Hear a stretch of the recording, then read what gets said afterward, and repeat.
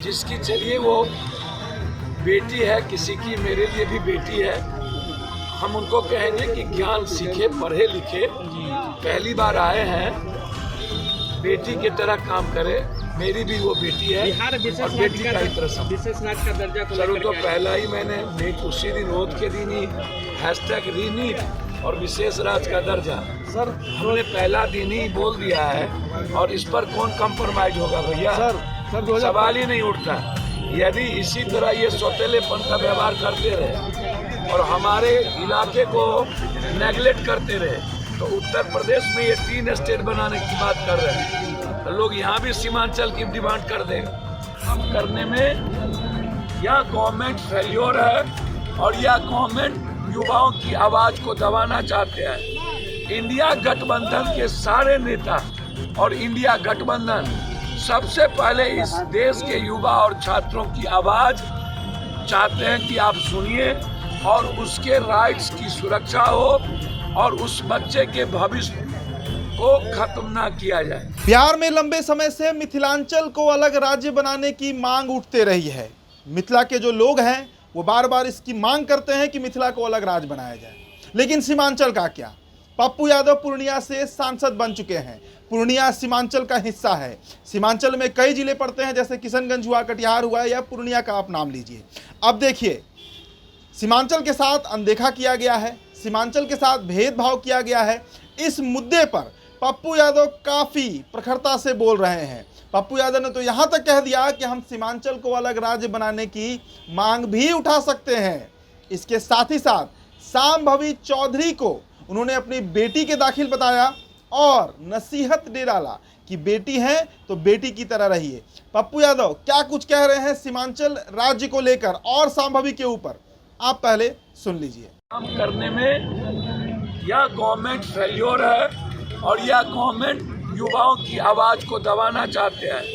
India गठबंधन के सारे नेता और इंडिया गठबंधन सबसे पहले इस देश के युवा और छात्रों की आवाज चाहते हैं कि आप सुनिए और उसके राइट्स की सुरक्षा हो और उस बच्चे के भविष्य को खत्म ना किया जाए। ये इम्पोर्टेंट है। लेकिन वहाँ तानाशाह की तरह ना तो बोलने दी जाती है और सिर्फ अपना एजेंडा चलाना चाहती है, सिर्फ मनमानी करना चाहती है। उन्हें कांग्रेस चालीसा के अलावा दूसरा कोई मतलब नहीं है। विपक्ष को खत्म करना चाहती है। इसीलिए यदि वो तानाशाह की तरह चलाए तो इस बार जो मजबूत विपक्ष है, जो लोकतांत्रिक व्यवस्था को मजबूत रखना चाहता है, ना वो डरने वाली, ना वो झुकने वाली और तानाशाह को खत्म करेगी या मजबूत।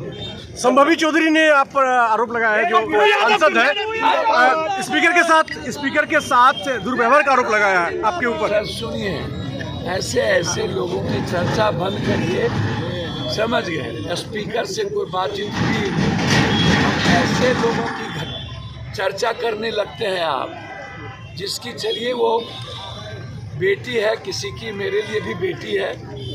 हम उनको कहेंगे कि ज्ञान सीखे, पढ़े लिखे, पहली बार आए हैं, बेटी की तरह काम करे। मेरी भी वो बेटी है और बेटी का ही तरह विशेष नाच का दर्जा चलो तो पहला ही मैंने नीट उसी दिन रोज के दिन ही #रीनीट और विशेष राज का दर्जा हमने पहला दिन ही बोल दिया है और इस पर कौन कंप्रोमाइज होगा भैया? सवाल ही नहीं उठता। यदि इसी तरह ये सौतेलेपन का व्यवहार करते रहे और हमारे इलाके को नेगलेक्ट करते रहे तो उत्तर प्रदेश में ये 3 स्टेट बनाने की बात कर रहे हैं तो लोग यहाँ भी सीमांचल की डिमांड कर देगा। सर 2025 में विद्यालय के समय सीमांचल स्टेट दे दूं। सर विद्यालय के समय को लेकर के जो है शिक्षकों में सीमांचल के साथ खड़े होंगे। सर ये फिलिस्तीन का नारा लगाया असदुद्दीन ओवैसी सांसद जी, फिलिस्तीन के पक्ष में नारेबाजी, यानी कि जो शिक्षकों में जो है आक्रोश है विद्यालय के समय को लेकर के, अब बिल्कुल गलत है। जिस तरीके से लगातार मेंटल टॉर्चर किया जा रहा है और बिल्कुल संविधान के विपरीत, सिर्फ मुख्य कानून, ये गलत है। मैंने कल भी कहा है कि कौन चला रहा है सरकार, कौन पदाधिकारी? मुख्यमंत्री जी तो चला नहीं रहे हैं। तो पदाधिकारी लोकतांत्रिक मूल्यों को खत्म करने में लगे हुए हैं और इसके लिए पूरे शिक्षक समाज के साथ पप्पू यादव खड़ा है और उसकी आवाज बन के रही। एआईएमआईएम सुप्रीमो असद ओवैसी फिलिस्तीन के पक्ष में नारेबाजी की। हमको बताइए, कोई आ रहा है कह रहा हर हर महादेव, कोई जय श्री राम, कोई अपने अपने जात का भगवान का नारा, कोई हिंदू राष्ट्र। जिसको जो अपना अधिकार है सेब, यदि वो फिलिस्तीन सेब की बात कर रहे हैं, वो भैया सबको अपना राइट है बात करने की। उसमें आपको हमको पेट में दर्द, हम जनता की आवाज़ की बात हमने उठाई, #रीनी, और हमने तो इसको दर्द हो गया सरकार को। पप्पू यादव को आप 7वें बार संसदीय जीवन में ये सिखाएंगे। हमने कहा विशेष राज का दर्जा, और जितने लोग आए संस्कृत में श्लोक, अपने अपने जात के भगवान का जयकारा, अपने अपने नेता का गणेश परिक्रमा, तो सबको अपना राइट अधिकार अपने तरीके से जीने का। 2025 में एआईएमएम ने जी लिया, बोल दिया, और लोग भी तो कोई हिंदू राष्ट्र, कोई कोनो राष्ट्र, कोई कोनो मांग, सब कर ही रहा है।